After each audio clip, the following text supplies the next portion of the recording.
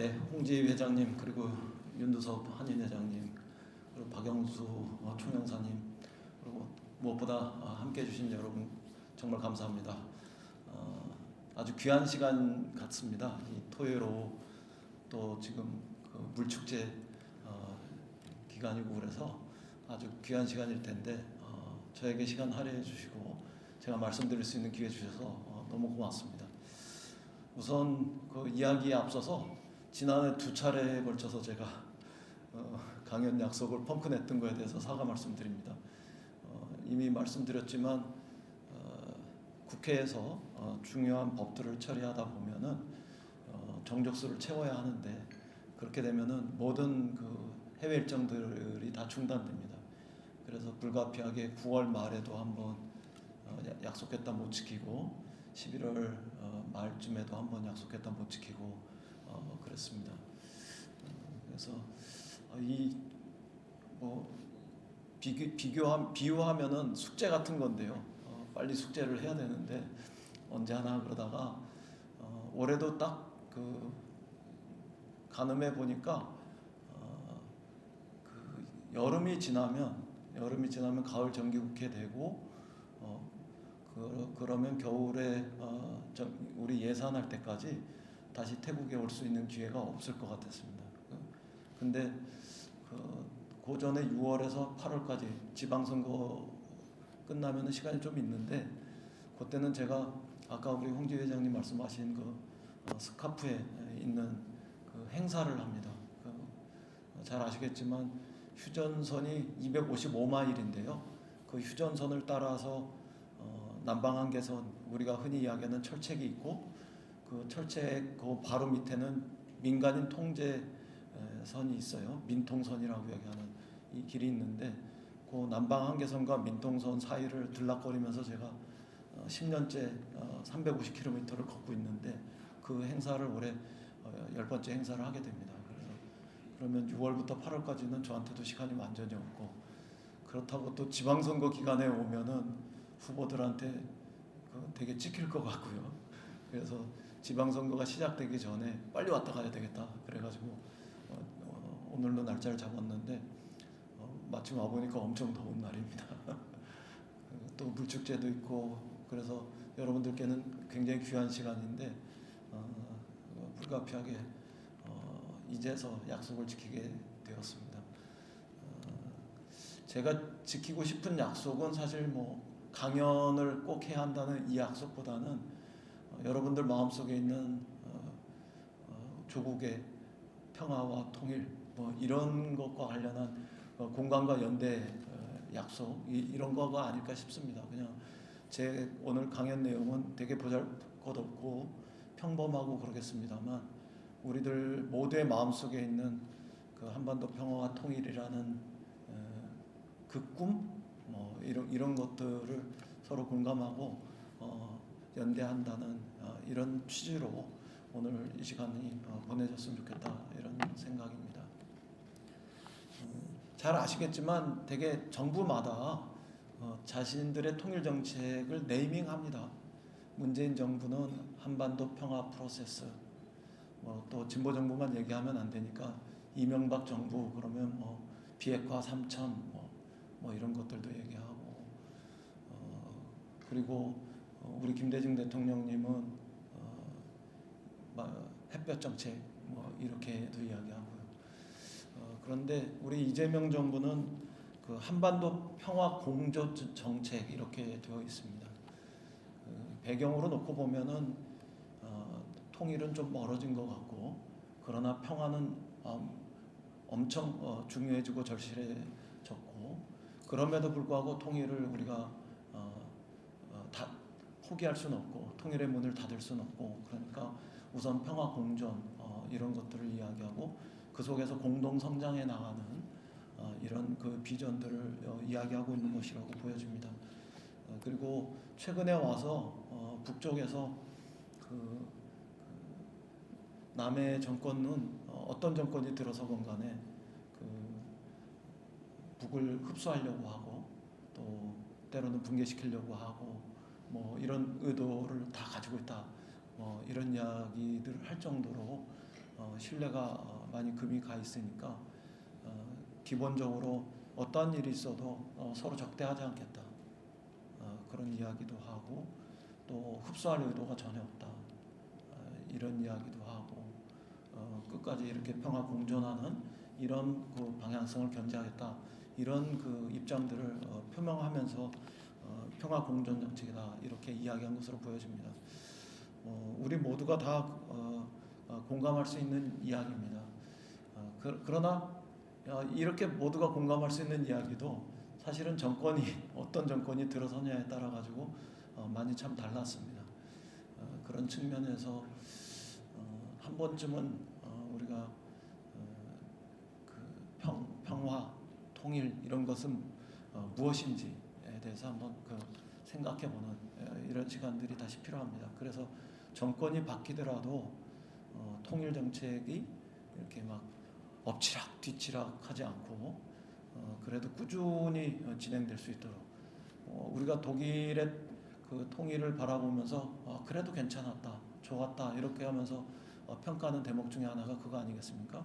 3인단 정부가 들어섰던 기민당 정부가 들어섰던 일관되게 동독과의 통일을 위한 그런 정책 기조 이런 것들은 정권이 바뀌어도 지속해 나갔던 이런 것들이기 때문에 다시는 정권이 바뀌어도 한반도 평화와 통일을 향한 기본적인 어떤 정책, 노선 이런 것들은 국가 차원에서 흔들림 없이 갈 수 있는 이런 계기로 이제 다시 만들어야 되겠다 이런 생각들도 하고요.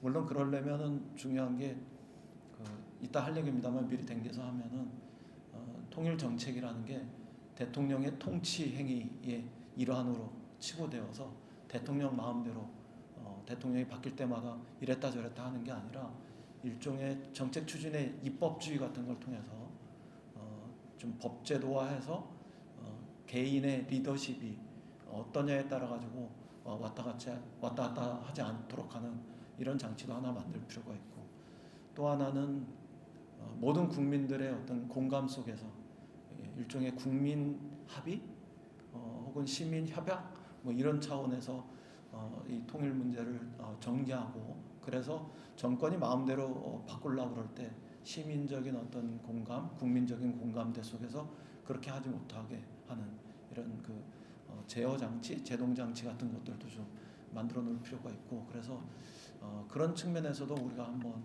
다시 정리할 필요가 있겠다 이런 생각도 들고요.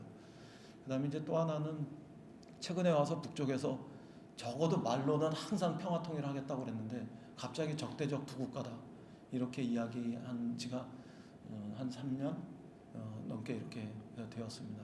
뭐 길게 이야기하면은 한 4, 5년 이상 이렇게 되기도 했고요. 그런 상태에서 이거에 대해서 전혀 다른 그 한반도 평화 통일의 환경으로 작용하고 있기 때문에 어떻게 정리하고 한번 우리의 평화 통일에 대한 그 관점, 정책 이런 걸 정리할 거냐 이런 것이 필요한 시점도 되었고요. 그리고 또 하나 생각해 볼 거는 우리 시민들의 의식들도 좀 바뀌었습니다. 되게 그 통일연구원이라는 국가단 그 싱크탱크가 있는데 여기서 90년대 중반경부터 매년 한 번씩 우리 국민들의 통일의식 이런 것들을 여론조사 형태든 아니면 뭐 그것도 일종의 여론조사입니다만 직접 응답을 받아서 하는 그런 설문조사 형태든 이런 하고 있는데 그 조사한 이후에 최초로 국민들의 응답 속에서 통일을 반드시 해야 한다 이런 의식이 50% 미만으로 떨어졌어요. 예전엔 막 한 80% 보통 70% 이상 되던 게 지금 50% 미만으로 49%로 떨어졌고 지금 뭐 30대, 20대 이렇게 이야기하면은 한 40%, 30% 후반에서 40% 중반 정도에서만 통일을 해야 한다고 생각하고 반면에 통일은 안 하더라도 평화만 있으면 된다 이렇게 생각하는 비율들 이런 것들이 한 65%까지 더 높게 나타나고 이런 의식들의 변화도 있어요. 그래서 이런 것들은 또 우리가 어떻게 생각하고 그거에 입각해서 어떻게 새로운 평화 통일 정책을 세워야 하는가 이런 것들도 중요하게 되었습니다. 왜냐하면 어떤 그 정책이나 노선 뭐 이런 것들도 사람들이 어떻게 생각하느냐에 더 지배적인 영향을 받고 규정이 되니까요. 그런 측면에서 놓고 보면은 우리가 한번 다시 생각해야 될 때가 되는 거죠. 그게 과거에는 우리가 통일이라는 게, 평화라는 게 같은 민족이니까 너무나 당연하게 여러 설명 없이 가능했던 것들이 꼭 통일 안 해도 되고 평화만 있으면 된다, 이런 생각을 하는 사람들이 많아지고 있으니까 그럴 때 어떻게 해야 되는지, 뭐 학자들이나 저 같은 사람들은 민족 의식은 조금 약해지고 민주 의식, 시민 의식 뭐 이런 것들은 좀 높아지는 과정에서 변화되는 이런 모습으로 보기도 합니다. 거기다가 이제 또 최근에는 예전에 보지 못했던 세계 질서의 변동, 이런 것들도 가까이 느껴지기 시작하지 않습니까?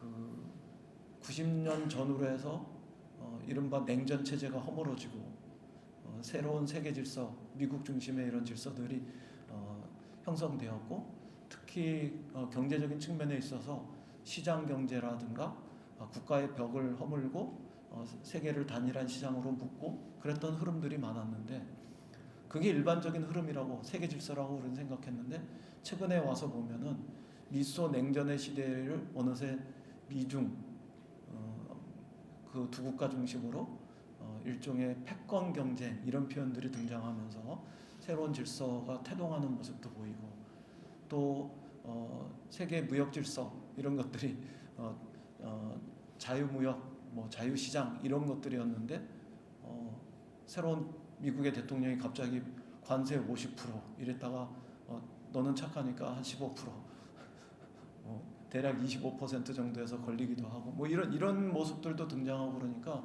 세계 질서가 막 변하고 있어요. 그 세계 질서가 막 변하는 상태 속에서 한반도의 평화나 통일 정책은 어떻게 가져가야 되는지, 이런 것들을 다시 생각할 시점이 된 거죠. 잘 아시겠습니다만 그 2차 세계대전 이후에 우리 입장에서 놓고 보면 식민지로부터 독립은 됐지만 분단됐잖아요.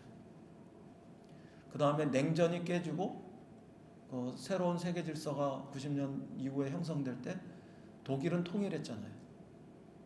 그리고 우리는 아무것도 못한 것 같지만 사실 우리도 통일을 하진 못했지만, 통일로 나오진 못했지만 통일로 가는 굉장히 중요한 전환점을 만들었었는데, 그게 일종의 남북 기본 합의서 같은 거였잖아요. 그런 식으로 세계 질서가 크게 변동할 때 가만히 있으면 뭐 세계 질서가 결정된 데에 맞춰서 우리는 그냥 살지만, 조금이라도 뭔가 능동적으로 움직이려고 하면 2차 대전이 끝날 때는 우리가 독립으로 갔고, 물론 분단으로 가기도 했습니다만, 또 냉전이 깨질 때는 우리가 남북 간의 화해와 협력과 교류와 뭐 이런 길들을 여는 기본 합의서를 채택하는 이런 과정으로도 나오고 그랬잖아요. 다시 세계 질서가 재편될 때 우리는 한반도 평화와 통일을 위해서 어떤 선택을 해야 할 건가, 이런 것들을 당연히 생각해야 되는 거죠. 뭐 한반도 평화 통일이라는 거는 그 경제에서도 그렇습니다만, 특히 무역 중심으로 먹고 사는 우리나라 경제에서도 그렇지만, 분단된 우리 현실 속에서는 세계 질서의 변동이 한반도 평화와 통일의 운명에 엄청난 영향을 주니까, 지금 우리가 살고 있는 지금 이 시점은 그런 그 크게 너댓 가지의 이유 때문에 평화와 통일과 관련한 이런 입장들을 한번은 다시 정리하고 가야 하는 이런 시점이다, 이렇게 보는 거죠. 그런 측면에서 짧게 몇 가지 말씀을 드려보려고 합니다. 여러분들은 아직도 통일, 평화 이런 것들을 이념으로 보십니까? 되게 그동안 평화, 통일 이런 걸 놓고 보수와 진보가 첨예하게 싸우다 보니까 이념의 문제로 많이 생각을 했습니다.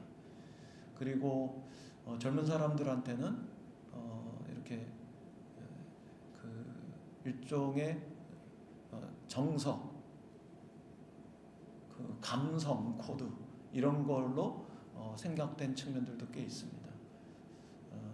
그리고 그런 측면에서 이렇게 낭만적으로 이렇게 생각되는 측면들도 있었죠. 그런데 저는 이게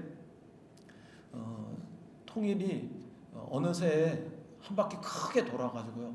한 30년 그리고 분단돼서 90년 남북 기본 합의서가 만들어진 이후에는 30년이 넘는 세월, 그리고 분단된 걸로부터면은 거의 80년이 넘는 세월 이렇게 지나면서 세대도 바뀌고 세계 질서도 바뀌고 우리의 의식도 바뀌고 뭐 이런 여러 가지 그 변화 속에서 더 이상 통일이 이념이거나 혹은 낭만이거나 혹은 당위만은 아닌 이런 새로운 생각들을 가지게 되었다고 생각합니다. 그게 여기 이야기한 대로 경제고 또 우리의 성장의 대안이고 그리고 더 큰 대한민국의 비전이다. 이런 걸로 바뀌고 있다고 생각합니다. 그 뭐 이유는 여러 가지 있습니다. 그 이산 가족분들도 많이 돌아가시고 계셔서 이게 진짜 우리 일상 속에서 이 통일의 문제들이 다르게 다가오고 좀 멀어진 것도 있고요. 그렇지만 그런 당위나 이념이나 어떤 낭만, 뭐 정서 이런 것들을 떼놓고 생각하면은 통일은 우리에게 이제 어떤 경제의 문제로 그리고 또 성장 전략의 문제로 그리고 더 큰 대한민국의 비전의 문제로 이렇게 바뀌고 있다고 생각합니다. 통일이 밥 먹여주냐, 취직시켜주냐, 뭐 이런 질문에 대한 답입니다. 평화가 경제다 이런 얘기 꽤 오랫동안 들어오셨다고 생각합니다. 이제 실제로 그렇다 이렇게 말씀드리고 싶습니다. 2024년 겨울에 계엄이 왔을 때 여기서도 많이 놀라셨을 거고 페이크 뉴스가 터져 나온 걸로 생각하신 분들이 더 많았을 텐데 그때 돌아보면은 계엄으로 인해서 주가 떨어졌고요, 환율 급등했고 뭐 이런 것들 속에서 뒤집어서 생각하면은 민주주의가 경제다 이런 생각 하시지 않았겠습니까? 그리고 실제로 박정희 대통령 시절에는 뭐 선경제 후 민주화, 뭐 선건설 후 민주화 이렇게 이야기했지만 김대중 대통령 시절에 들어오면서는 민주주의와 시장경제의 병행 발전 이렇게 해서 이른바 투명성, 공정성, 그다음에 지배구조, 거버넌스에 있어서의 민주성, 뭐 이런 것들이 그런 민주주의의 영역들이 시장경제의 발전에 실제로 더 도움이 되는 이런 것들을 우리가 보았습니다. 뭐 정경유착이 계속됐으면 한국 경제가 지금 세계 10위권으로 도약할 수 있었겠습니까? 이중장부 쓰고 지하경제가 있고 세금 떼먹고 또 대기업이 중소기업 계속 괴롭히고 기술 탈취하고 납품단가 후려치고 그래서 중소기업이 망해가면 대한민국 경제가 지금 이렇게 지금의 이 상태가 앞으로도 계속 좋을 수 있겠습니까? 그리고 재벌의 총수가 아무 능력이 없는데 할아버지, 아버지의 아들이고 손자라는 이유만으로 기업을 운영해 간다 그러면 그 재벌 총수의 리스크 때문에 그 기업이나 재벌이나 대한민국 경제가 비전을 가질 수 있겠습니까? 근데 그런 부분들을 생각해 보면은 민주주의적인 요소가 대한민국 경제를 발전시키는데 확실하게 더 도움이 된다. 이런 건 우리가 알 수 있지 않겠습니까? 마찬가지로 경제도 또 그렇습니다. 그냥 일례로 먼저 말씀드리는 게 좋은데 그 세계 신용평가 기관들 있잖아요. S&P니 무디스니 피치니 뭐 이런 신용평가 기관이 제가 통일부 장관하는 2년 동안에 해마다 한 4월쯤 되면은 통일부에 인터뷰를 합니다. 대개 그런 신용평가 기관들은 기재부가 담당하고 그러죠.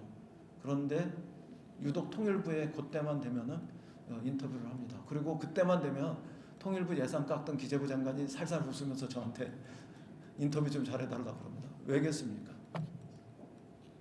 한반도에 평화가 있으면 세계적인 신용평가 기관들이 한반도의 경제에 투자해도 된다고 그들의 고객들한테 서비스하기 위한 것이고, 한반도의 평화가 흔들린다, 긴장이 높아졌다, 이렇게 되면은 투자를 신중하게 하라, 이렇게 얘기하는 게 당연한 일이기 때문에 그렇습니다.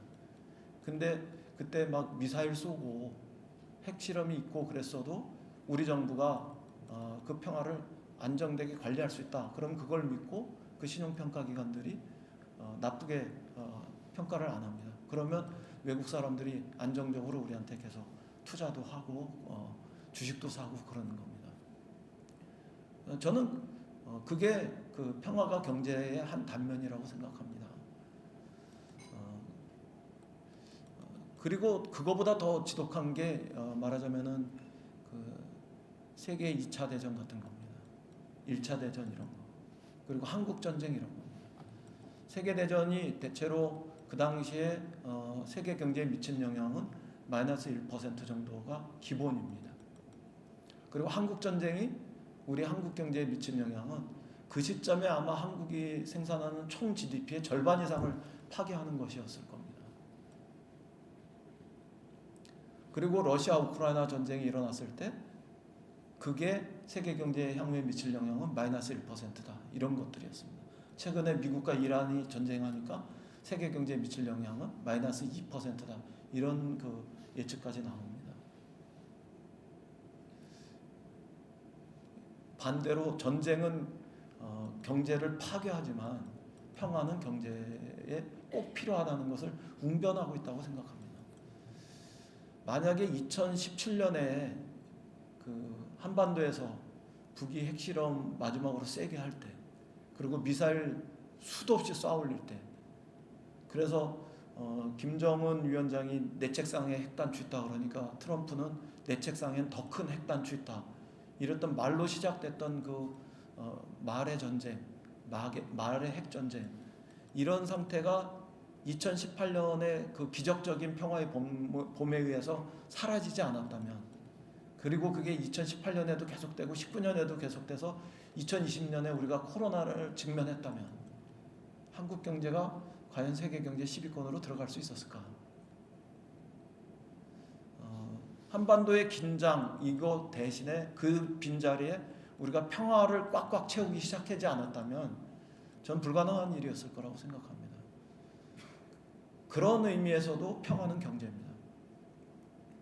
물론 그 성장이라는 거는 그 생산할 수 있는 캐파가 늘어나는 겁니다.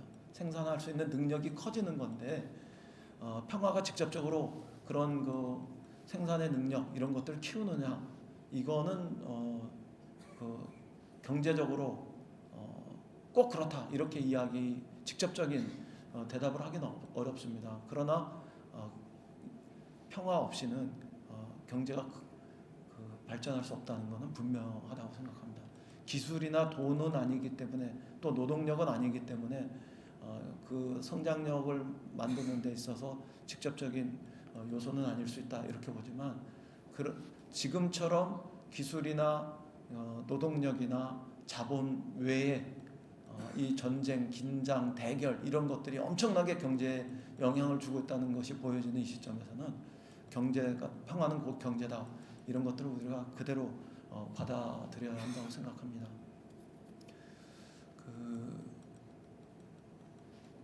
2018년에 남북 간의 평화가 시작되니까 정경련에서 심포지엄을 한 적이 있습니다. 그때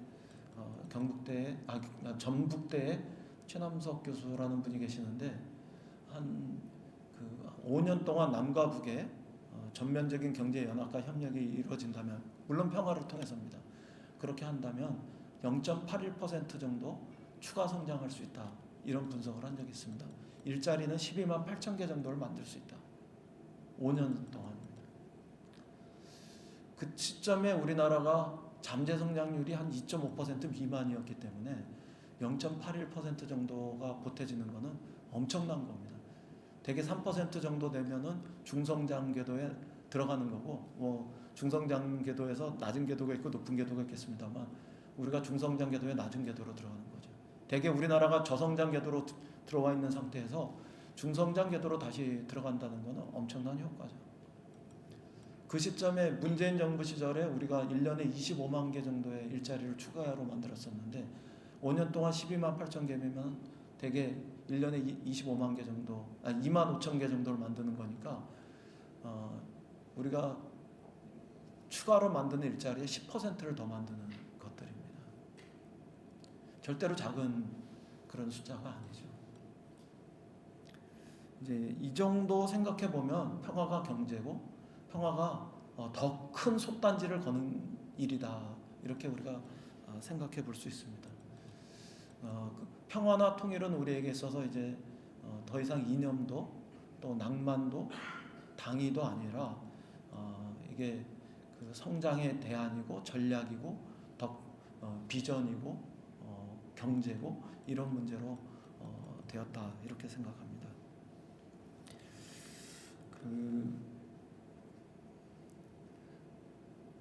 요 다음 얘기로 넘어가기 전에 그래도 그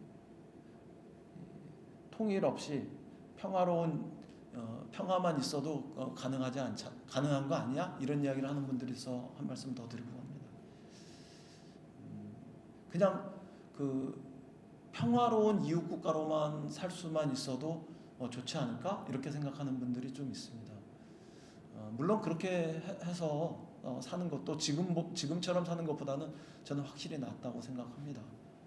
그래서 평화로운 이두 국가, 사이좋은 이웃 국가 이런 것으로 살아가 보자, 이렇게 생각하는 사람들의 이야기도 조금은 이렇게 공감해주고 그럴 수 있다고 생각합니다. 그런데 더 중요한 거는 아직은 평화만을 이야기한다고 해서 평화 그 자체가 올 것 같지는 않습니다. 왜냐하면요, 그 통일이라는 자기장 속에서 평화를 이야기할 때 평화는 우리한테 급한 문제가 되고 우선적인 문제가 됩니다. 그리고 북쪽도 그런 것에 대해서 부담을 느끼고 그래서 남북의 평화 이런 것들을 더 먼저 생각할 수 있는 여지가 많습니다.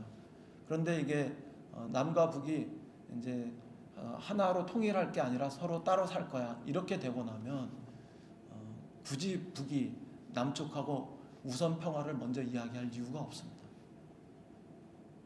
차라리 미국하고 평화를 먼저 이야기하려고 할 거고 그런 과정에서 남과 북의 긴장 이런 것들을 레버리지로 활용하고 그럴 위험성도 심지어는 저는 있다고 생각합니다.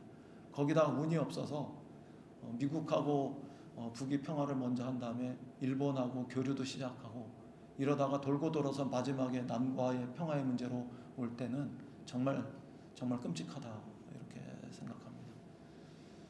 그래서 지금은 우리가 평화를 소중하게 생각하더라도 통일이라는 자기장을 해제하지 말고 통일이라는 자기장을 여전히 유지하는 상태 속에서 선평화 후통일 이런 정도로 이야기하는 것이 저는 바람직하다, 이렇게 생각합니다. 그 비유컨대 평화로 뛰는 거는 한 발 뛰게 하는 거고요, 통일까지 이야기하면서 평화를 이야기하는 거는 두 발 뛰게 하는 거라고 생각합니다.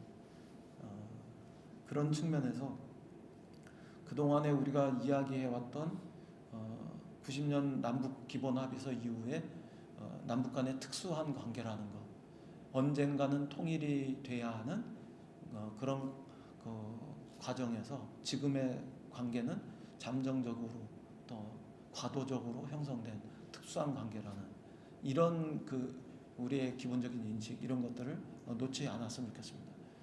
물론 북이 두 개의 적대 국가를 이야기하고 있기 때문에 어떤 의미에서는 남북 간의 기본 합의서의 이런 기본 정신들도 깨어진 거로 볼 수 있습니다. 근데 저는 그건 아직은 성급하다, 이렇게 생각합니다. 뒤에 보겠지만 정세가 변할 가능성이 꽤 있다, 이렇게 생각하기 때문에 그렇습니다. 그리고 무엇보다 1990년 이후에 남북 간의 기본 합의서를 통해서 진전시켜왔던 수많은 성과들, 이게 완성을 우리가 이루지 못했지만 우리가 걸어왔던 길 속에서 경험했던 거, 이룩했던 거, 지금은 비록 소실되었을지라도 이런 것들이 가지는 의미, 이런 것들은 새롭게 평화통일로 나가는 데 있어서 매우 중요한 자산들이고 또 이정표 같은 것들이기 때문에 그것조차도 이렇게 청산적으로 이렇게 버려서는 안 된다, 역사적으로 폐기 처분해서는 안 된다, 이런 말씀을 드리겠습니다. 많은 사람들이 최근에 87년 헌법이 그 효력을 다했다 이렇게 이야기하지 않습니까? 그래서 새로운 헌법이 필요하다 이렇게 이야기를 하는데, 그럼에도 불구하고 윤석열의 계엄은 87년 헌법에 의해서 좌절됐습니다. 말하자면 87년 헌법에 있었던 국회에서 과반수로 계엄 해제를 의결하면 즉시 계엄을 해제해야 한다는 그 조항에 의해서 윤석열은 계엄을 포기해야 했습니다. 똑같이 90년 이후 지금까지 우리가 지금 완성하지는 못하고 소실된 부분들도 생겼지만, 그런 역사적인 경험과 또 성과들, 이런 것들을 바탕으로 우리가 그 다음으로 전진해 나갈 수 있기 때문에 더 뒤로 돌아가지 않아도 되기 때문에 더 뒤로 돌아가지 않을 수 있는 그런 어떤 그 근거, 이런 거를 만들어낼 수 있기 때문에 이 점은 중요하다 이렇게 생각합니다. 평화만 있어도 되잖아 뭐 이렇게 생각하는 부분들이, 다른 한편에서는 언제까지 우리는 그러면 작은 국가로, 약한 국가로, 가난한 나라로, 또 위험한 나라로 있을 건가, 이런 거에 대해서 대답을 하기가 참 어렵습니다. 평화만 있으면 분단된 상태도 괜찮다. 저는 거꾸로요. 우리 대한민국은 이미 분단된 상태 속에서 클 만큼 다 컸다고 생각합니다. 물론 평화를 통해서 조금 더 커져나갈 수 있는 부분들이 있습니다. 그러나 그거는 남과 북이 적어도 시장은 하나가 되는 이런 과정이 만들어질 때만 가능합니다. 인터넷을 뒤져보시면 다 나오는 얘기입니다만, 세계 그 GDP, 1년의 GDP 생산 그 액수, 생산량, 이런 것들이 가장 큰 나라 순서가 있을 때 우리가 한 13등, 14등, 예전에 10등 했는데요. 코로나 끝나면서 윤석열 정부 지나면서 다시 이게 13등, 14등으로 내려왔는데, 되게 그 안에 들어있는 세계 10등에 들어있는 나라들 중에서 평화를 통해서 추가적으로 성장할 수 있는 나라는 없습니다. 미국이 1등인데요. 평화를 통해서 더 성장할, 다른 걸로 성장할 수 있을 거예요. 뭐 패권으로도 성장하고 달러로도 성장하고 뭐 여러 가지로 그럴 수는 있지만, 평화로 더 성장할 수 있는 부분들은 최근의 모습 보면 더 없어요. 그죠? 중국 2등인데 그렇죠. 3등 독일, 4등 일본, 5등 인도, 6등 영국, 7등 뭐 프랑스, 8등 이탈리아, 9등이 뭐 어딘가요? 뭐 러시아, 뭐 캐나다, 호주, 뭐 이런 데가, 멕시코 이런 데가 이제 우리 앞에 쭉 들어와 있는데, 브라질도 들어와 있고, 어떤 데는 인구가 많아서 그렇게 된 데를 이렇게 좀 빼고 나면 여전히 우리는 세계 10위권인데, 그 세계 10위권의 나라 중에서 평화를 통해서 더 성장할 수 있는 나라는 사실 우리나라밖에 없습니다. 그런데 우리나라가 평화를 통해서 더 성장한다고 그럴 때, 그거는 통일이라는 자기장 속에서 남과 북이 적어도 경제적으로는 하나가 되는 이런 과정들이 전제되었을 때 그렇게 더 추가로 성장할 수 있는 거죠. 그런 의미에서 저는 우리가 그냥 작은 나라, 약한 나라, 위험한 나라, 이런 상태로 그냥 있는 게 아니라면, 평화를 통해서도 더 성장하려고 한다면, 사실은 통일을 지향하는 그런 평화를 통해서 성장하려고 할 때, 이런 약국, 소국, 위험국가 이런 것을 벗어내버리고 나갈 수 있는 길이 열린다 이렇게 생각합니다.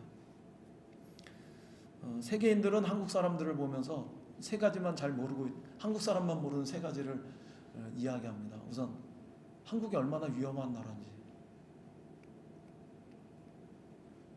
우리는 잘 모르지만, 그러니까 그 위험이 일상화돼서 그런지는 모르지만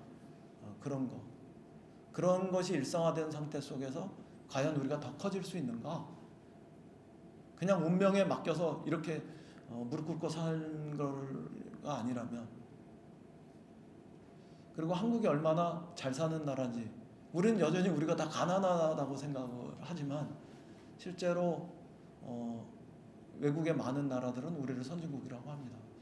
2021년에 웅쿠타드 개발도상국가 협의회 뭐 등등 이런 것에서 우리가 실제로 졸업하면서 선진국이 된 거 아니겠습니까?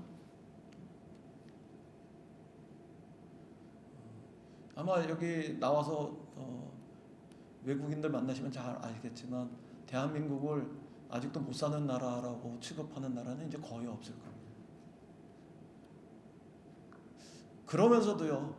그러면서도 그 한국 사람들을 보면서 외국 사람들이 신기해해요. 미국 사람 보고 미국 놈들이라고 그러고 중국 사람들 보고는 떼놈들이라고 그러고 일본 사람들 보고는 쪽발이라고 그러고 러시아 사람들 보고는 로스케라고 또 그렇게 스스로는 가난한 나라, 작은 나라 뭐 이런 생각을 위험한 나라 뭐 이런 것들 속에서 젖어 있으면서도 세계 4강에 들어가는 나라를 보면 또 그렇게 엄청나게 이야기를 해요. 결코 작은 나라에 만족해서 못 사는 나라에 만족해서 이렇게 있는 그 민족 근성, 국민성 뭐 이런 것만은 아닌 것 같아요. 뭔가 우리 민족의 DNA, 우리 국민들의 DNA 속에는 결코 여기서만 멈추려고 하지 않는 그 무엇인가가 있는 것 같거든요. 그러려면 어떻게 할 것인가? 평화로만 그렇지는 않을 거라고 생각합니다. 이 분단의 한계를 넘어서야지만 우리가 작은 나라, 약한 나라, 위험한 나라가 아니라 세계 속에서 진짜 당당하고 큰 나라, 위대한 나라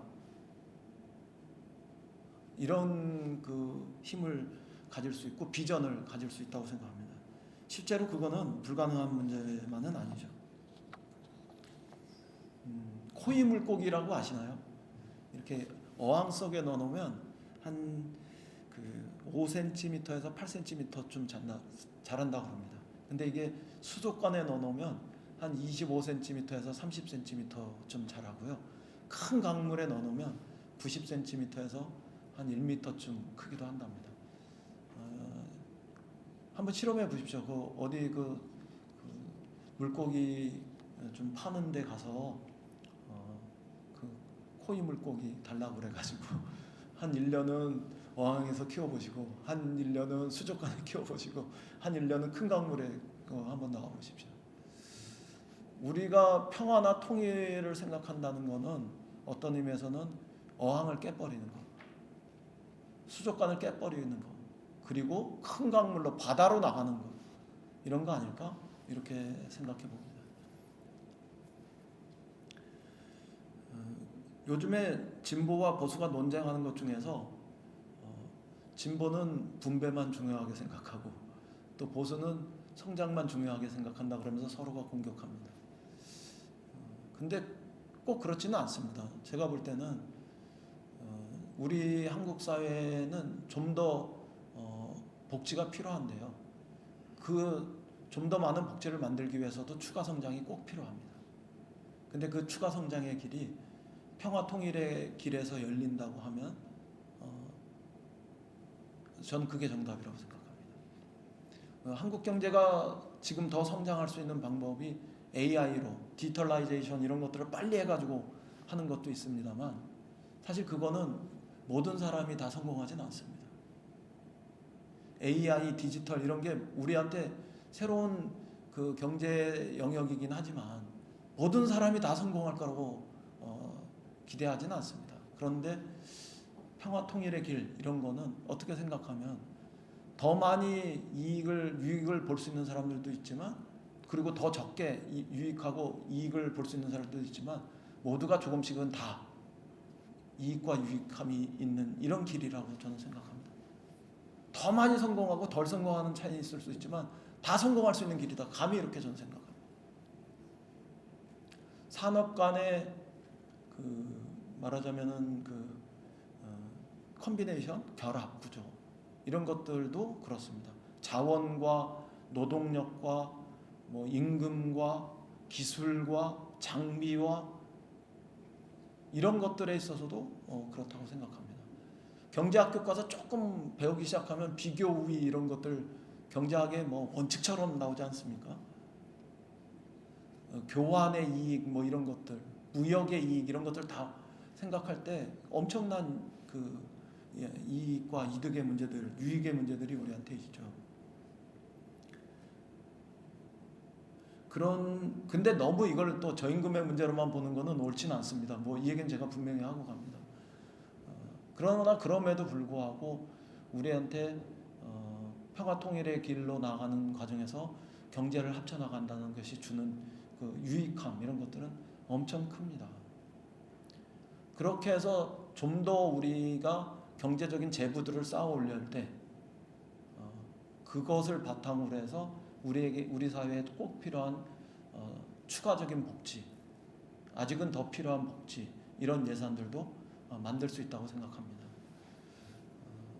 그러니까 어떤 의미에서는 그 진보의 성장에 대한 담론일 수도 있지만 대한민국의 성장 담론일 수 있다, 이렇게 생각합니다. 그냥 쉬운 말로 우리나라가 60년대 경제할 때 베트남에서 흘린 그 피해 대가로 벌어온 돈이 그 종잣돈이 됐다고도 하지 않습니까? 70년대 중동에서 흘린 땀의 대가로 우리 경제에 종잣돈이 됐다고 얘기하지 않습니까? 그리고 그 90년대 중국에서, 그리고 2000년 이후에 동남아시아에서 그런 부분들을 뭔가 우리는 이렇게 발판으로 해서 성장의 도약대가 있으면서 올라왔는데, 앞으로 10년쯤 지났을 때 우리는 어떤 성장의 도약대가 있을 수 있을까, 이렇게 생각해 보면 북이 결코 그런 측면에서도 나쁘지 않다, 이렇게 생각합니다. 요즘에 한국 경제의 자본의 그 과잉성, 뭐 유동성의 과잉, 이런 표현들이 있습니다. 뭐 한 4,000조가 넘는다고 M2 기준으로 해서 뭐 4,300조, 4,400조 뭐 이렇게 이야기하는데요. 그 부분들이 돈이 없어서 한국 경제가 지금 문제가 아닌데요. 돈은 많은데 투자할 곳이 없어서 생기는 문제가 꽤 있는 건데요. 이 유동성의 문제를 어디로, 어떤 투자를 통해서, 어떤 투자처를 통해서 해결할 건지, 저성장의 문제, 아까 제가 0.81% 얘기했습니다만 보통 그런 거 계량적으로 그 예측하는 사람들이 0.5%에서 1% 정도는 이야기하는데, 지금 추가 잠재 성장률 2% 미만으로 올해 1.9% 성장한다고 그러는데, 전쟁 때문에 그거 다 될지도 모르는 이런 불확실성의 시대에 0.5%에서 1%면 결코 작지 않은데, 요즘에 실업률 한 2-3% 정도, 3% 가까이 계속 나오는데, 청년 실업은 6.8, 7% 가까이 나오는데,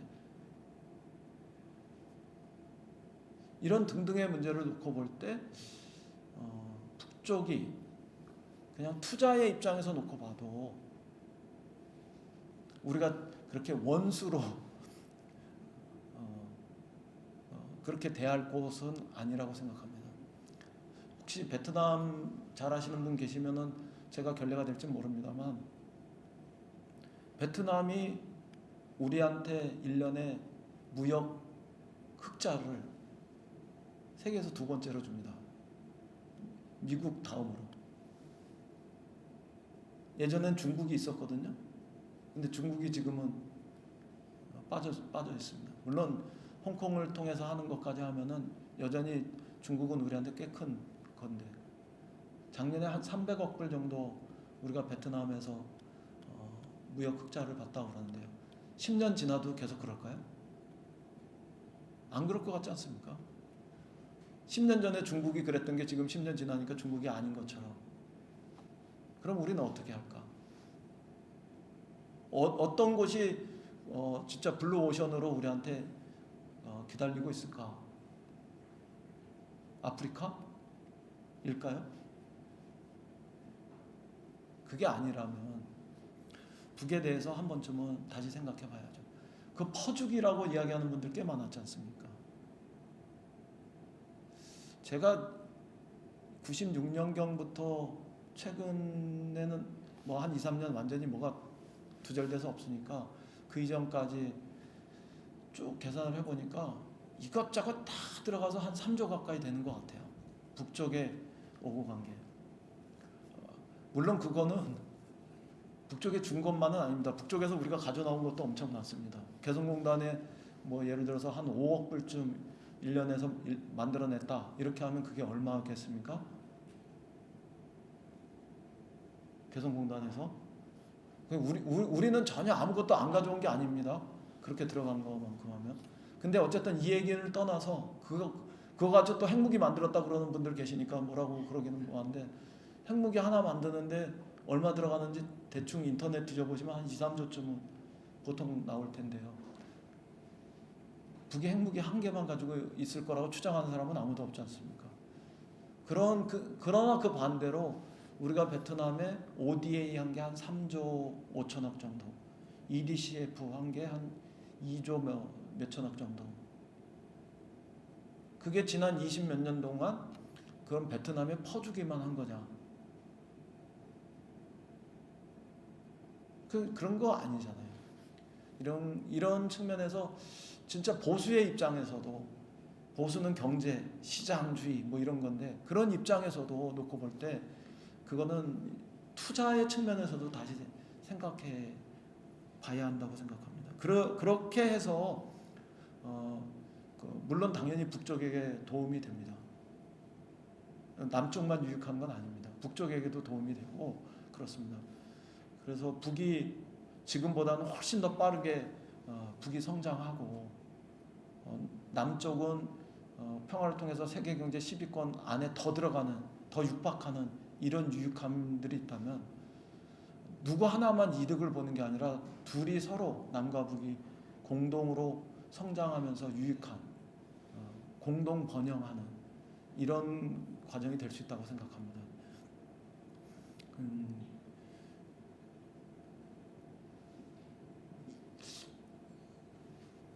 그러다가 북이 남보다 더 잘 살면 어때? 이건 진짜 말을 위한 말입니다. 그렇게 되질 않아요. 엑셀 하는 분들 한번 해보시면 아시겠습니다만, 지금 북이 우리의 60분의 1 정도 되는데, 경제적인 격차가, 인구수가 우리가 2배고, 거기에 한 1,500불 하면 우리는 한 3만 불 정도 이렇게 생각해 보면, 그러면 한 60대 1 정도의 격차인데, 우리의 반 정도 수준으로 오기 위해서 북은 연평균 10% 성장하고 우린 1%만 성장한다 그래도 30몇 년이 걸립니다. 북이 우리의 90% 수준까지 올라가려면 40년, 50년이 훌쩍 넘어갑니다. 그런 상황이 되면 남과 북은 상호 동화가 되어서 지금 우리가 걱정하는 그 적대와 그런 우려들, 적화, 이런 류의 우려들, 이런 것들은 전혀 문제가 되지 않는 정말 새로운 세상이 열려 있을 겁니다. 막말로 이야기할 수는 없습니다만 지금 이런 현실 속에서 그렇게 30년, 50년을 간다고 그럴 때 남이 북에 먹힐 가능성은 저는 전혀 없다고 생각합니다.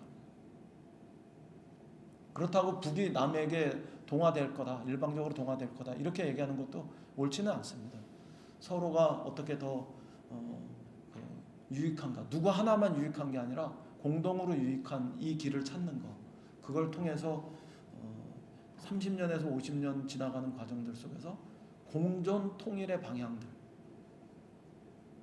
남은 북에, 북은 남에 먹히는 거에 대해서 서로 걱정하지 않고 남과 북이 자연스럽게 30년과 50년이라는 세월 속에서 하나가 되는 공존 통일의 방향을 창조해 나가는 것, 그게 우리가 나아갈 길이라고 생각합니다. 그 꿈 같은 얘기가 어떻게 가능해? 이러실지 모르지만 유럽은 지난 몇십 년 동안 그래 왔습니다. 유럽에서 석탄, 철강 이런 공동체들이 만들어졌고, 철도를 하나로 쓰기 시작했고, 그러면서 EC 이런 욕이 아니라 EC 이런 것들을 만들고, 그리고 그런 과정에서 화폐를 같이 쓰기 시작하고, 그러면서 EU가 화폐와 시장을 통일해서 쓰기 시작하면서 거기에 집행기구도 만들고 유럽의회도 만들면서 점점 유럽의 연합의 수준을 높여가고 있지 않습니까? 그게 1, 2년 어제 오늘의 일이 아니지 않습니까? 우리도 그렇게 긴 세월을 내다보면서 가면은 해낼 수 있는, 어쩌면 유럽보다 더 좋은 그런 역사의 창조를 할 수 있는 이런 그런 주체가 된다. 위대한 민족이 된다. 위대한 대한국인이 된다. 이런 말씀을 드리고 싶습니다.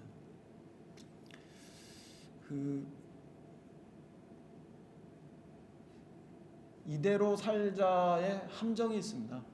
이대로 살자의 함정. 우선 사람들은 평화나 통일과 관련해서 돈이 너무 많이 들어간다. 우리가 북을 평화로 관리하기 위해서 돈이 너무 많이 들어간다. 이렇게 이야기하는 사람들도 있지만 그 얘기는 사실은 96년부터 지금까지가 예를 들어서 3조쯤 넘게 이렇게 들었다고 치면 우리나라가 1년에 ODA 하는 액수에도 3분의 2도 안 됩니다. 우리나라가 5조가 넘는 돈을 아마 ODA 돈으로 내놓을 텐데요. 1년 단위로 쪼개면은 그거는 사실은 한 20년 동안, 한 30년 동안 그 3조라고 치면은 3천억? 300억? 어떻게 됩니까? 300억 좀 되는 겁니까? 100억이죠, 100억. 100억이 30년이니까 3조 되는 거 아니겠습니까? 아닌가? 1000억인가요? 1000억이겠네요, 1000억. 같이 서로 이렇게 넉넉고 계시면 안 되는데. 여기서 사업하시는 분들 그러셨다 큰일 납니다. 근데 1년에 1000억 정도의 돈이면 우리나라가 지금 ODA에 내놓은 돈이 한 5조쯤 된다고 치면은 사실은 그렇게 해볼 만한 돈이 아니겠습니까? 근데 그런 걸 떠나가지고 뒤집어서 이야기하면, 거꾸로 이야기하면, 그럼 분단 비용이나 냉전 비용은 싸냐? 여러분들은 우리의 분단 비용, 냉전 비용은 그냥 감수하시는 거지, 그게 그냥 이렇게 아무 생각을 안 하시잖아요. 그냥 감수하고 계시는 거지. 근데 우리가 분단된 상태에서 이 냉전에 들어가는 돈, 분단을 지키기 위해서 국방비에 들어가는 돈, 이런 걸 생각해 보면 그 돈도 엄청나거든요. 우리나라하고 비슷한 사이즈에 있는 나라가 예를 들어서 이탈리아나 스페인 정도라고 생각해 보고, 우리가 조금만 노력하면 따라잡을 것이니까요. 스페인은 우리가 사실상 코로나 때는 앞섰었어요. 왜냐하면 스페인은 관광 수입이 많은 나라이기 때문에 코로나로 관광 수입이 훅 떨어지니까 우리한테 쪽 쫓겨나가지고 15등까지 갔었는데 다시 관광이 재개되니까 우리 바로 앞등으로 왔어요. 그런데 어쨌든 조금만 노력하면 이탈리아 부근까지는 우리가 갈 수 있는데, 이탈리아 좀 가면은 영국, 프랑스, 이탈리아는 서로 비슷한 건이지 뭐 어디가 크고 어디가 작은 거 뭐 이렇게 막 확 구별하기가 좀 어렵잖아요. 우리가 그 정도까지 가면은 사실 박스권에 들어가 5위, 세계 5위의 박스권에 들어가는 거라고 저는 보는데, 그런 정도에 있는 나라로서 우선은 그래도 이탈리아 정도를 생각해보고 따져보면 우리가 이탈리아보다 스페인보다 그런 국방비, 군사비 이런 게 한 20조, 30조쯤 더 많습니다. 그 20조, 30조의 돈이면 1년에 5천만 원짜리 일자리 40만 개, 4천만 원짜리 일자리 50만 개, 뭐 이런 돈입니다. 우리나라 공무원이 한 110만, 120만쯤 될 텐데요. 결코 작은 숫자가 아니죠. 그리고 우리나라 사회 서비스 일자리에 종사하는 분들이 한 120만쯤 될 텐데 결코 작은 숫자가 아니죠. 우리가 공공섹터에서 더 나은 서비스를 받을 수 있는 이런 돈이기도 하고, 일자리가 더 늘어나는, 괜찮은 일자리가 더 늘어나는 돈이기도 하고 그렇죠. 제가 2008년에 국회의원 떨어지고 나서 첫 번째 국회의원 하고 나서 2008년에 이명박 대통령 취임하고 얼마 안 돼서 치르는 국회의원 선거에서 떨어지고 나서 도저히 제가 어떻게 감당을 못하겠어가지고 스페인의 산티아고 가는 길을 혼자서 걸었습니다. 순례자의 길을. 거기 가서 제가 느낀 게 스페인이 선진국이다 이런 거였습니다. 하나는 복지가 잘 돼 있고, 하나는 농업이 탄탄하고, 그 다음에 마지막으로 문화가 강하더라고요. 스페인은 그걸 할 수 있는데 우리는 그걸 못 하잖아요. 그러니까 우리가 돈만 많이 벌었다고 선진국이 아니려면 요 세 가지를 잘해야 되는데요, 사실. 우리 농촌이 선진국 농촌이라고 이야기하기는 좀 그렇잖아요. 우리 복지가 동남아시아나 이런 데서는 모델이 되죠.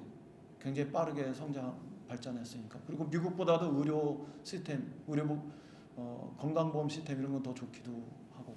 그러니까 뭐 그럴 수도 있지만 세계적으로 빠른 속도로 초고령 사회로 진입한 우리 입장에서는 작년에 이미 65세 이상 인구가 21%를 돌파해버렸단 말이에요.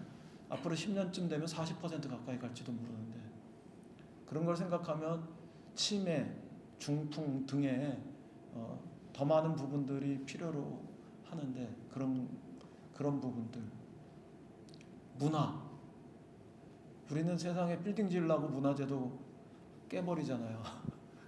한때 경주가 그랬대잖아요. 경주가 파면은 유물이 나오는데 그 빌딩 못 짓는다고 쉬쉬하면서 덮어버리고 그냥 짓고도 막 그런 시절도 있었다고 그러잖아요. 그런지 안 그런지는 모르겠습니다만 그런 등등을 생각해 보면 분담 비용이, 냉전 비용이 결코 작은 것 아니죠. 지금 우리가 이미 60조 이상 국방비를 쓰거든요.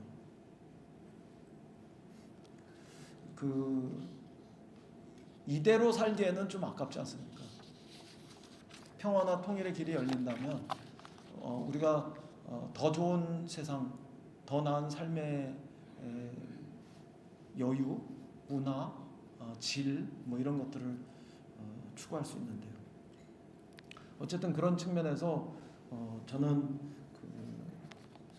우리가 더 이상 이제 통일을 이념이나 당위나 낭만이 아니라 경제고 전략이고 비전으로 이렇게 생각하면 좋겠다, 이런 말씀을 드립니다. 이거 앞으로 다시 돌아가서요. 2번으로 가겠습니다. 뒤에 얘기 막 끌어당겨가고 했으니까 앞으로 당기면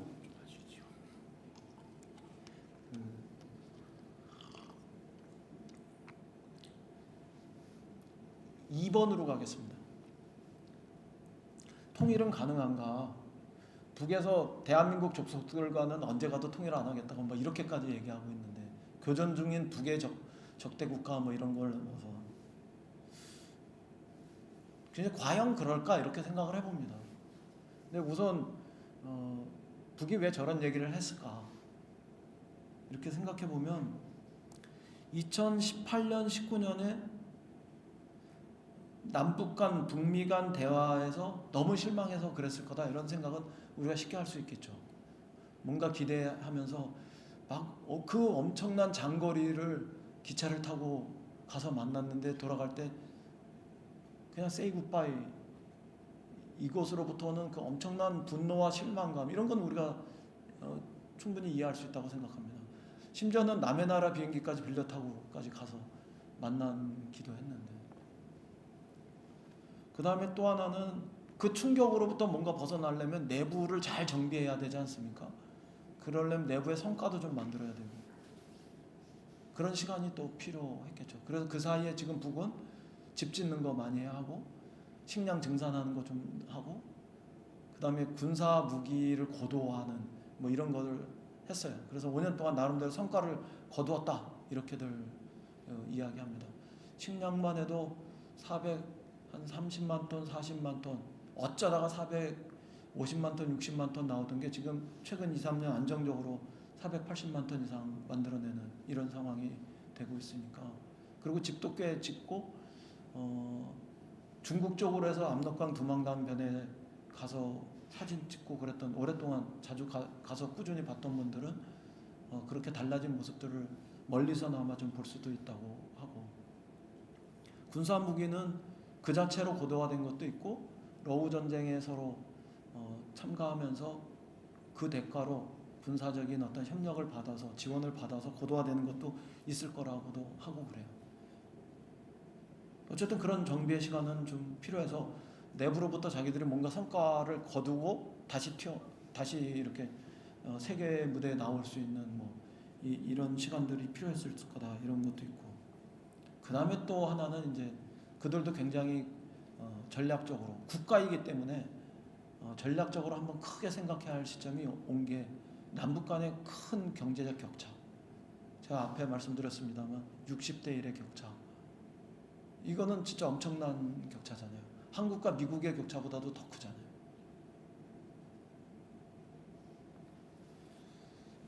문헌에 의하면, 대한민국에서 만들어낸 문헌에 의하면 1972년도에 남북 간의 경제력이 역전되기 시작했다고 그래요. 그것도 대한민국에서 만든 거에 의하면. 근데 실제로는 인구가 우리가 2배였을 거기 때문에 1인당 삶의 질의 영역, 삶의 질은 북이 결코 밀리지 않았을 거예요. 그래서 80년대 중반 후반까지는 남과 북이 그냥 빠듯하게 서로 체제 경쟁을 했어요. 그런데 이게 언제부터 벌어지기 시작하냐면 90년대 들어서면서 확 벌어집니다. 남은 87년에 민주화가 되기 시작했고, 여러분 기억하실지 모르지만 3조 호황이라는 게 있었고, 그 다음에 90년대 들어서서 북방 경제, 이렇게 해서 러시아, 중국 이런 데, 그때는 소련이죠, 이런 데하고 수교하면서 동유럽, 제3세계 비동맹 국가 이런 데로 막 진출해 나갔습니다. 그래서 90년대 중후반이 지나면 이 경제적인 격차가 진짜 그래프로 그려보시면 알지만 이렇게 좁혀지다가 이렇게 확 벌어집니다. 이렇게 벌어집니다. 그게 지금의 남과 북의 경제 현실이라고 그럴 때, 북이 이른바 대남 전략을 어떻게 가져가야 할 건가에 대해서 정말 전략적으로 아주 장기적인 근본적인 그런 그 대책을 수립하는 과정으로 갔을 거다, 이렇게 생각합니다. 그래서 북이 2개의 국가를 강화하고, 왜냐하면 통일 잘못하면은 통일 이런 거 잘못하면은 먹힐 수도 있으니까요. 60대 1의 그 차이를, 아무리 군사적으로 핵무기를 가지고 국방력에서 자기들이 우위에 섰다고 큰 소리 쳐봐야 실제로 그럴지 안 그럴지는 모르지만, 이 경제적 격차로 인해서 그냥 서로가 자유롭게 오고 가다 보면 잘 안 될 수도 있다, 이런 걱정들도 국가를 운영하는 사람들의 입장에서는 전략적으로 판단할 수밖에 없는 거죠. 그럴 수 있다고 생각합니다. 그러나 그렇다고 2개의 국가로 가자, 이렇게 이야기하는 건 참 무리한 얘기라고 저는 생각합니다. 우선 그 사람들이 지난 80년 동안 이야기했던 통일하겠다, 평화통일하겠다, 이런 거하고도 잘 안 맞고요. 김일성 주석이나 김정일 국방위원장이 계속 통일 이야기했던 거를 김정은 위원장이 한순간에 뒤집어 엎어버리는 것들도 그렇게 쉬운 문제는 아닐 거라고 생각하고요. 그 다음에 무엇보다 남과 북이 서로가 서로한테 먹히지 않고 자연스럽게 30년, 50년의 세월을 가면서 공전 통일의 방안들을 창조해낼 수만 있다면 그 길이 있는데, 굳이 통일 안 하고 서로 남남이다. 1970년대 동독이 이야기했던 사회주의 게르만과 자본주의 게르만으로 민족을 그냥 억지로 쪼개는 개념을 동원했었다고 그러는데, 그런 걸 지금 갖다가 쓸 필요도 없다고 보여집니다. 미리 질러서 잠깐 말씀드리면, 경제 공동체로서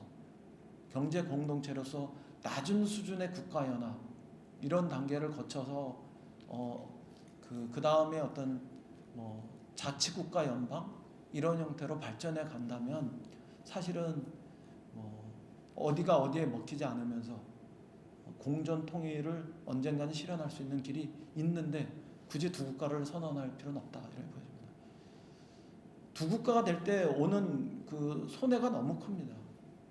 우리는 2국가다 이런 것들이 세계 속에서 유엔에 들어가면서 이미 2국가라는 것들이 세계적으로 인정된 것도 있지만, 다른 한편에서는 그래도 쟤들은 언젠가는 하나의 통일이 돼야 할 그런 그 특수한 관계에 있어. 이런 것들을 또 세계적으로도 항상 인정받아온 거잖아요. 그래서 올림픽에 갈 때, 아시안 게임 갈 때 남북이 단일팀 만들면은 저거 반칙이라고 야유받지 않고 박수 받고 기립박수도 받고 그러지 않습니까? 그리고 대한민국이 FTA 할 때 개성공단에서 만든 제품들 이런 것들을 싱가포르니 EU니 이런 데 수출할 때 생산지 예외 규정 같은 것을 적용받고 이런 것들도 하게 되지 않습니까? 그는 WTO 세계 무역 그 무대에서 일반적으로 적용되는 관세라든가 그 세파 이런 데서 적용되는 그런 거하고는 전혀 다른 차원에서 훨씬 더 유익이 있는 것들이거든요. 그런 것들을 우리가 미래의 성장 발판인데 그걸 제거하면서까지 그럴 이유는 전혀 없다고 생각합니다.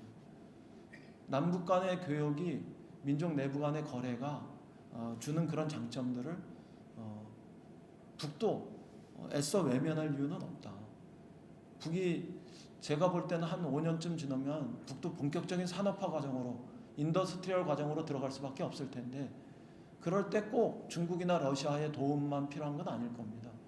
먼 나라 미국만의 도움이 필요한 것도 아니고 가까이 있는 대한민국 정부의 남쪽과의 어떤 그 협력, 공동 사업의 유익함 이런 것들은 엄청나게 폭발적으로 잠재적인 가능성이 있는 건데 그걸 두 개의 나라다 이래버리면은 통일이라는 것으로서 가질 수 있는 유익함 이런 것들을 스스로 버려야 되는 건데 꼭 그럴 이유는 없다. 저는 그렇게 생각해요. 우리도 마찬가지입니다. 거꾸로. 그래서 저는 북이 앞에 말씀드렸지만 우리가 북을 붕괴시키려고 그러지도 않고 북을 흡수하려고 그러지도 않고 북하고 무리한 경쟁을 통해서 북이 출혈을 일으키게 할 의도도 없다는 이런 것들을 분명하게만 안다면 그런 면에서 신뢰가 무진장 중요합니다. 그러니까 정권 바뀔 때마다 왔다 갔다 하거나 심지어는 이쪽에 계엄 명분 삼으려고 드론까지 막 띄워가지고 그런 것들을 안 하고 일관된 신뢰를 쌓아나가기만 한다면 북은 다시 돌아올 수 있다. 저는 그렇게 생각합니다. 그리고 북이 몇 가지 이야기하는 것들이 있어요. 북이 몇 가지 이야기하는 것들이 있는데 예를 들면은 한미 간의 군사훈련 이런 걸 좀 중단해라. 이런 얘기합니다. 근데 남북 간의 신뢰가 생겨서 관계의 변화가 생길 수 있는 이런 가능성이 있으면 실제로 군사훈련은 연기할 수도 있고 중단해놓고 유보할 수도 있다고 생각합니다. 2018년에 실제로 그랬으니까요. 북미 간 정상회담 싱가포르에서 하면서 그런 것들 다 하고 그랬잖아요. 실제로 북미 간에도 그럴 수 있다고 생각합니다. 그리고 국가보안법은 뭐 북쪽에서 가끔 이야기합니다만 우리 민주주의가 고도화되면 고도화될수록 사실상 뭐 없어지는 쪽으로 언젠가는 가게 되지 않겠습니까? 그리고 지금도 국가보안법이 민주화에 대한 탄압 요인으로 작동할 가능성은 지금 거의 줄어 있지 않습니까? 이런 부분들도 있고 그 다음에 북과 적대하지 말아라 이런 얘기하는데 우리 적대 안 하고 있지 않습니까? 우리 정부가 그냥 처음부터 적대하지 않는다고 얘기했지 않습니까? 북을 흡수하려고 한다. 우리 흡수할 생각 없다. 이런 얘기 하지 않습니까? 제가 지나면서 좀 말씀드립니다만 흡수 통일도 베니핏 코스트가 나와야죠. 이른바 BC가 좀 나와야지 하죠. 흡수 통일하면 BC가 나옵니까? 그 다음에 경쟁하는 것도 북하고 출혈적 경쟁하는 것도 가성비가 좀 있어야지 하죠. 우리가 지금 세계 10강 국가들하고 경쟁을 해야 가성비가 있지. 북하고 그 경쟁하는 게 가성비가 있는 게 아니잖아요. 북을 붕괴시키려고 한다? 북을 붕괴시켜서 우리가 얻을 수 있는 이익이 없잖아요. 요즘 젊은 사람들이 프라이스 디코딩인가 이렇게 해서 합리적인 소비를 한다고 그러는데 북을 붕괴시켰을 때 우리가 얻을 수 있는 유익이 없잖아요. 북이 붕괴된다고 해서 남쪽으로 옵니까? 여러분은 그렇게 생각하십니까? 오히려 불확실성만 증대되죠. 북의 군부 정권이 다시 들어설 수도 있고 친중 정권이 세워질 수도 있고 그건 모르는 거잖아요. 그런데 우리가 개입할 수 있는 근거는 휴전선 때문에 아무것도 없고, 그렇다고 미군이 들어갈 겁니까? 미군이 들어가서 우리 대신 통일해 줍니까? 그럴 리도 거의 없을 거고, 한반도에서의 어떤 전쟁이나 긴장을 억제하는 차원에서 미군은 역할을 할 가능성이 높고, 그럼 그런 불확실성만 늘어났을 때 우리 경제엔 도움이 됩니까? 안 되지 않습니까? 그래서 우리가 북을 붕괴시키거나 흡수하려고 하거나 출혈적으로 경쟁으로 내몰려고 하거나 그럴 이유가 전혀 없어요. 세계 AI 경쟁 시대에 지금 북을 쓰러뜨리는 경쟁을 우리가 그렇게 해서 얻을 수 있는 유익이 없지 않습니까? AI 세계 3강, 2강으로 들어가는 것도 진짜 바쁜 이 와중에 북하고 출혈적인 막 군비 경쟁을 해서 한반도판 스타워즈 이런 것들을 할 이유가 전혀 없지 않습니까? 그래서 우리는 그런 마음이 전혀 없어요. 전혀 없기 때문에 그런 것들이 진짜 대한민국의 어떤 전략과 비전으로 북이 신뢰할 때 저는 북이 다른 판단을 할 수밖에 없다고 생각합니다. 그리고 그런 과정에서 앞으로 10년쯤 지났을 때 세계 경제뿐만 아니라 세계 질서 자체에 어떤 변화가 올 때, 그런 변화가 올 때 동북아에서 저는 타골 시인처럼 다시 동방에 해 뜨는 나라 대한민국을 미국이 다시 볼 거라고 생각합니다. 미중 패권이 본격화될 때 그때는 가치의 경쟁 이런 것들이 실제로 벌어질 텐데, 중국의 사회주의와 미국이 가지는 민주주의의 가치의 경쟁 이런 것들이 벌어질 때 일본의 민주주의가 빛나겠습니까? 대한민국의 민주주의가 빛나겠습니까? 여기 일본 분 안 계실 테지만 일본의 민주주의를 폄하하는 게 아니라 우리의 민주주의가 그만큼 세계적인 민주주의의 가치를 가지고 있는 거 아니겠습니까? 저는 제가 살아서 경험한 민주주의 혁명만 해도 4.19 혁명은 아니에요. 저는 그 이후 세대니까. 예를 들어서 부마 민중항쟁, 광주 민주항쟁, 60 민주대항쟁, 2016년 17년 촛불 시민항쟁, 2024년 25년 응원봉 민주항쟁 이런 거, 민주화 과정들 이런 거. 진짜 이게 영국 같은 데가 100년인가 걸쳐가지고 2번의 명예혁명이 있었다고 그러잖아요. 프랑스 같은 데가 뭐 그런 거 한 번 있었다고 그러고, 우리는 50년 사이에 세계 그 어떤 나라보다도 꿀리지 않는 단 하나의 사건만으로도 꿀리지 않는 그 민주주의 시민혁명이 5개나 있어요. 지나가는 길에 샛길로 빠지긴 했습니다만 앞으로 10년쯤 지나면 전 세계 정치학 교과서에서 민주주의 교과서가 미국이나 유럽 교과서만 있는 게 아니라 대한민국 교과서도 있을 거라고 저는 확신합니다. 그러한 대한민국이 됐을 때, 그리고 평화와 통일로 가는 이런 마음을 열어서 남북 간의 그 경제적인 연합과 협력들이 시작되어서 평화를 통한 성장의 효과들 이런 것들이 우리가 더 보았을 때, 그리고 어느 시점에선가는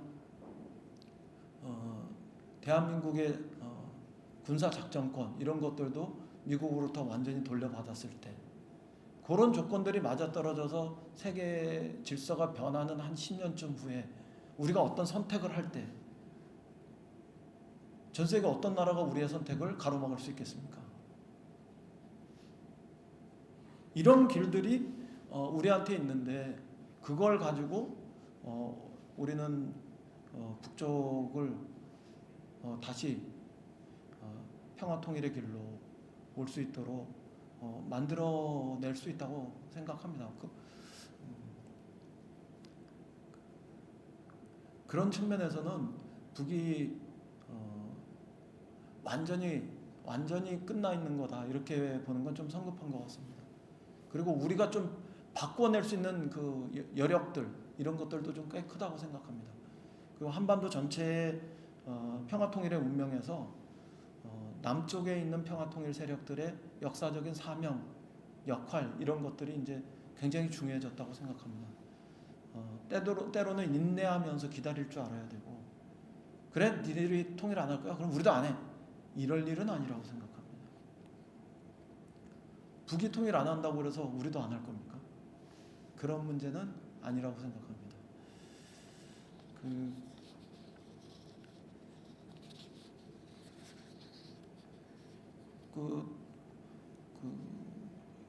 약간 최언 같지만 이렇게 부스러기 붙이는 이야기 같지만 그래도 저는 되게 중요하다고 생각하는데 대한민국 정부는 꼭 진보 정권만 있는 건 아니지 않습니까? 때로는 보수 정부도 들어설 수 있고 그런데 만에 하나 보수 정부가 들어서서 그들이 통일을 주장하면 어떻게 되겠습니까? 평화는 한순간에 깨져버립니다. 왜냐하면 그들의 보수적인 통일 담론은 흡수 통일이기도 하고 대결 담론이기도 하고 붕괴시키려고 하는 것이기도 하고 때로는 전쟁 불사론 이런 것들까지 있을 수 있는 거니까. 전 전쟁 불사론이라는 것들이 여러분들이 잘 안 믿으셔서 그러는데 그 드론이 평양 상공에 들어갔다 나온 거 이런 것들은 정말 그거는 우리 그 형법 체계 속에서 외환 유치죄에 해당할 정도로 심각한 문제였었습니다. 지금 이 정도로 우리가 계엄을 진압하고 막았으니까 큰 문제가 안 됐다고 생각하실지 모르지만 그때 만약에 드론을 빌미로 해서 전쟁이 시작됐으면 지금 우리 대한민국의 민주주의 뭐 어떻게 돼 있겠습니까? 전쟁을 명분으로 해서 계엄을 가지고 우리를 탄압하고 묶어두고 그랬다면 윤석열 정부가 그랬다는 게 더더욱 놀랍지 않습니까? 점점 사실로 밝혀지겠지만 뭐 아직은 뭐 밝혀진 거 아니지 않소 이렇게 이야기하면 좀 유보하겠습니다만 그래서 우익이 통일을 이야기하는 거 이런 게 가지는 위험성이 너무 크기 때문에 저는 우리가 대한민국에서 한반도 남쪽에서 평화 통일을 이야기해왔던 사람들이 북쪽이 통일 안 한다고 그러니까 두 개의 적대 국가라고 그러니까 헤이 그래? 그럼 우리도 안 해. 이렇게는 제발 안 했으면 좋겠어요. 그것이 우리의 역사적 사명이고 소명이다 이렇게 생각합니다. 다음에는 숙제만 잘하는 게 아니라 더 높은 점수로 채점 받을 수 있도록 그렇게 준비하면서 여러분 뵙겠습니다. 감사합니다. 홍지호 의원님께서 감사의 말을 담아 꽃사과를 전달하겠습니다.